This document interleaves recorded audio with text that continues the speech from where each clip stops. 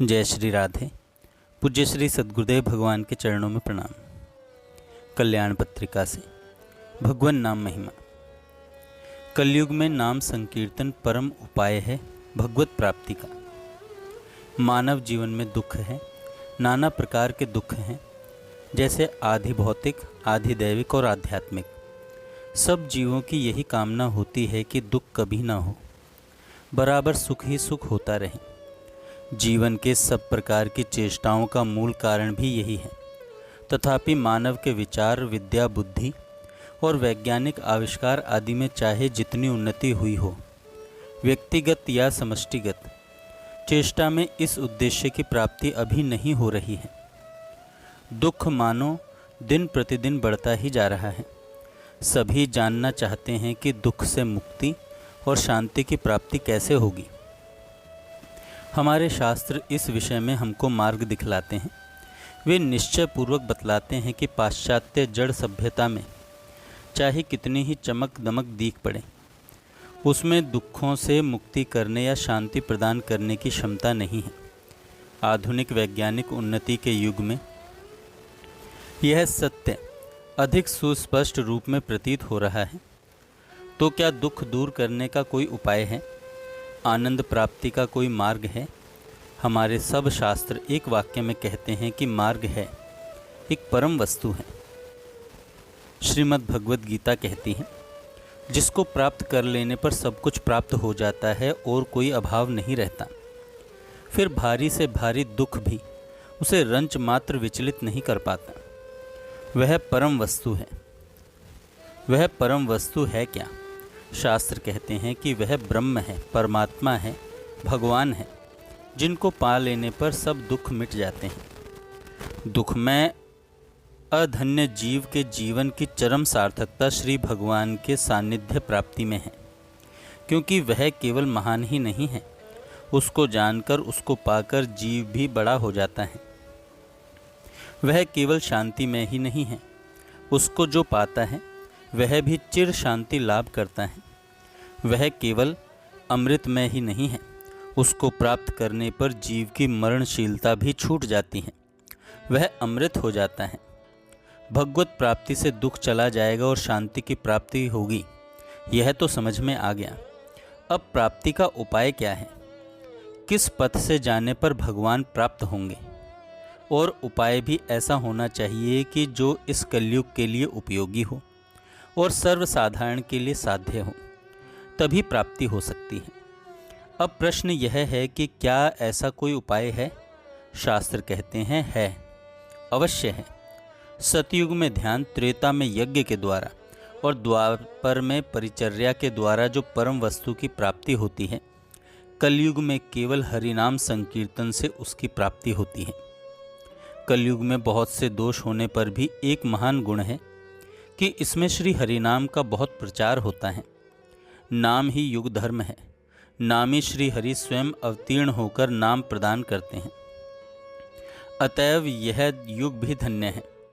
धन्य धन्य कलयुग सर्वयुग सार, हरि नाम संकीर्तन जाहते प्रचार। कलयुग के जीवों के प्रति परम करुणा के वश होकर महावदान्य शिरोमणि श्री गौर सुंदर ने नाम प्रेम में इस अभिनव उपाय को प्रदान करके जगत के जीव को धन्य कर दिया है। संकीर्तन के जनक थे श्री गौर हरि, श्री चैतन्य महाप्रभु। नाम दान करते करते उनका आविर्भाव हुआ और अंत लीला में उन्होंने महाभाव दशा में गंभीरा के निभृत प्रकोष्ठ में नाम महात्म्य सूचक शिक्षा अष्टक के अपूर्व श्लोकों का आस्वादन किया।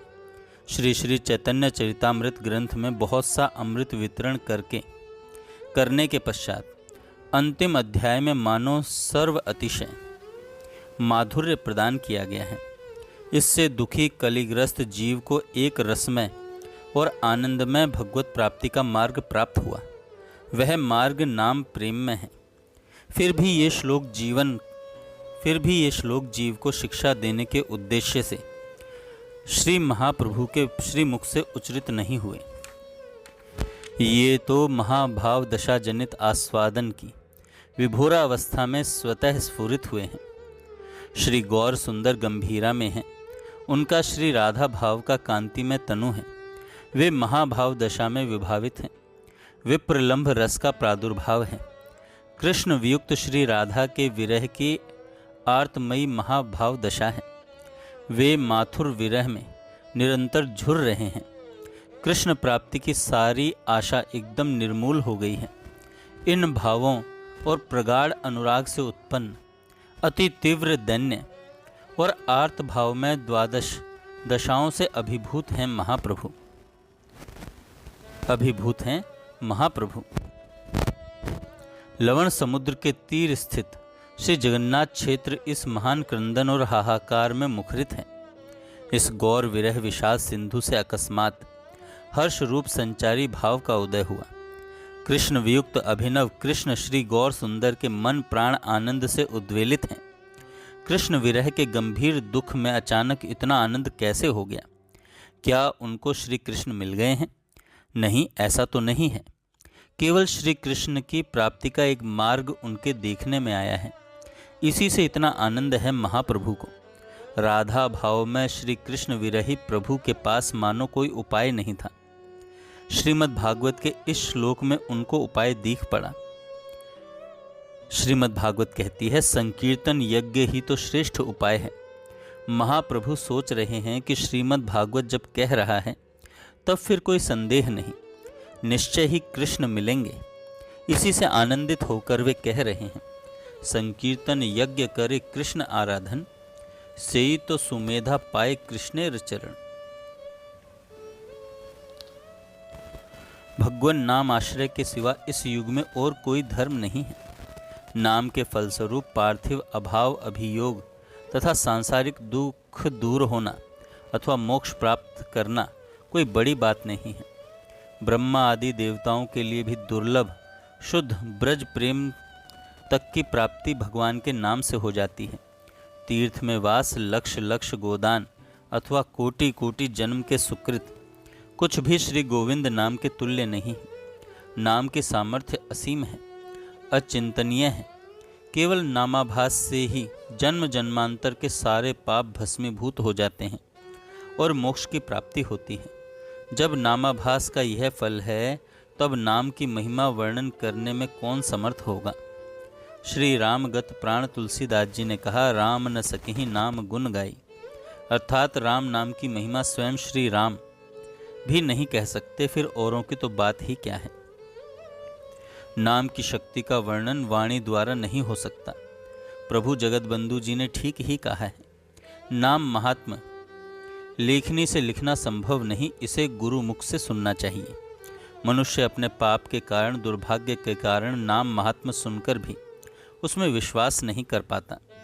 इस नामापराध के कारण नाम लेने पर भी नाम की कृपा नहीं होती है भी तो थोड़ी देर से। नहीं तो नाम का इतना महात्म्य है कि इस पर सहज ही विश्वास किया जा सकता है। जैसे शास्त्र में लिखा है, एक बार कृष्ण नामे जत पाप हरे, जीवेर साध्य नाई तत् पाप करे। एक बार का कृष्ण नाम ही हर लेता है जितने पाप, नहीं जीव की शक्ति कर सके वह जीवन में उतने पाप। प्रभु जगतबंधु सुंदर ने और भी कहा है कि यह स्वकीय और परकीय उद्धार का साधन बनता है। अर्थात जो नाम कीर्तन करते हैं, केवल उनका ही मंगल नहीं होता, बल्कि जहाँ तक नाम कीर्तन की ध्वनि जाती है वहाँ तक लोगों का उद्धार करती है। इसके अतिरिक्त नाम ग्रहण के सभी अधिकारी हैं। ऐसे भुवन मंगल नाम के रहते लोग व्यर्थ ही अपने कल्याण के लिए इधर उधर भटकते फिरते हैं। हमारा कैसा दुर्भाग्य है। अब देखिए कि भगवान के नाम में इतनी शक्ति आई कहाँ से।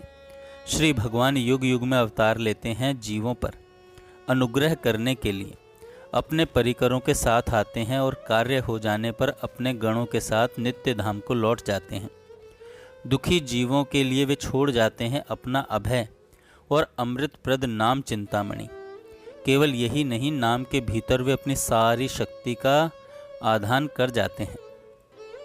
नाम की निज शक्ति तो थी ही, प्रभु की शक्ति को पाकर नाम नामी की अपेक्षा भी महियान बन जाता है।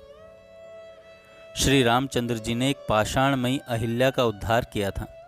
नाम युग युग में शत शत अहिल्याओं का उद्धार करता है। अब इतनी अहिल्या हैं कहाँ, तो सुनिए। हल्या का अर्थ है कृषि योग्य, अहिल्या का अर्थ है कृषि के अयोग्य, अर्थात पाषाण। जड़ सभ्यता के आने पर जीव हृदय पाषाण हो जाता है। साधन भजन का कृष्ण चलता नहीं। उस अहिल्या के समान पाषाण हृदय में श्री रामचंद्र तो हैं नहीं जो उनका उद्धार करते, परंतु राम नाम तो है। नाम के आश्रय से शत शत घोर बहिर्मुख पाषाण हृदय निश्चय ही द्रवित हो जाते हैं। नामी उद्धार लीला करके चले गए हैं। नाम इस समय महान उद्धार लीला प्रकट करके शत शत जीवों का उद्धार कर रहा है। जय श्री राधे।